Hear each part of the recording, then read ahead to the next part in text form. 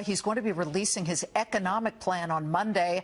Let's get to one of Donald Trump's top economic advisors, Steve Moore. Steve, let's get to the scaffolding in a minute, but what will be the foundation of his economic plan?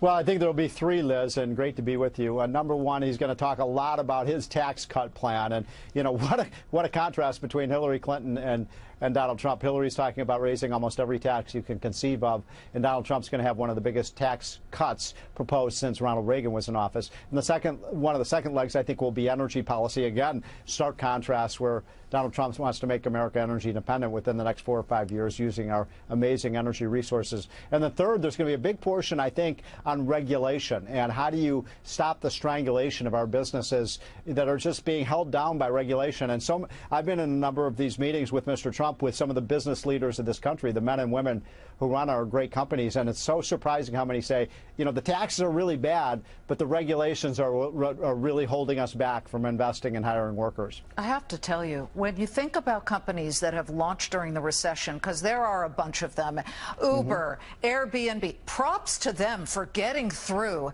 the myriad. It's the red tape. It's literally choking people. That may very well be the key. But when you look, at least what I've seen in the past of Donald Trump's plan, there's a lot of talking about spending. There is protecting Social Security, which I'm sure people would appreciate. But he also talks about ramping up military spending, building the wall, which he says Mexico would pay for, but you'd have to staff it here on our side. Sounds like bigger government to some people, not to mention the infrastructure plan that he said would be $500 billion. What do you say to that? Will all that stay in?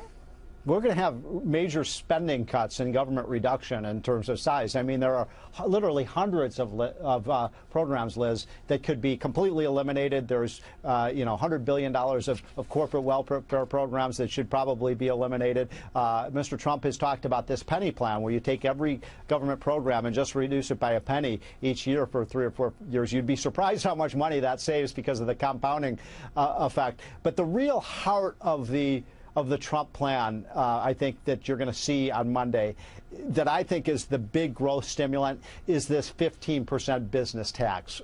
Liz, you and I have talked a lot about this over the air over the last couple of years. You know, the United States has the highest business tax rate in the world. That just doesn't work anymore. You're seeing companies like Burger King and Johnson Controls and Medtronic and Walgreens say they want to leave or they are leaving the United States.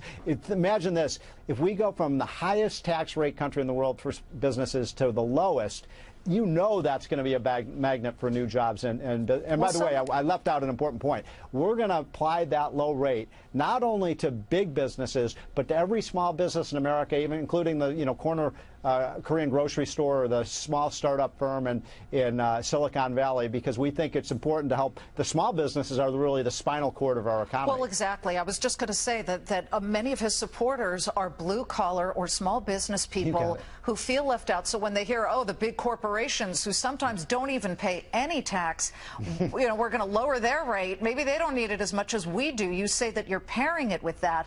But in the end, how will you pay for it beyond just finding fraud, waste, and abuse? That's an old clarion call. There are going to be cuts, I guarantee you. We're going to, you know, Donald Trump knows how to cut costs. He's a businessman. In all the agencies of government, you know, we believe that every agency is wasting 15, 20 cents on the dollar. And you just see it in the Department of Education. The military, too, Stephen? Because he said he would spend more on the military. Yeah, well, look, that doesn't mean we can't find waste in the military. I mean, just as Newt Gingrich would say, just because, you know, agencies are run by the military doesn't necessarily mean they're efficient. So there's big savings there. By the way, he wants NATO to pay more of the cost of their own defense. I'm all on board that. That's going to save a lot of money. But here's the most important thing, Liz, to remember for people to think about when they watch that speech on Monday.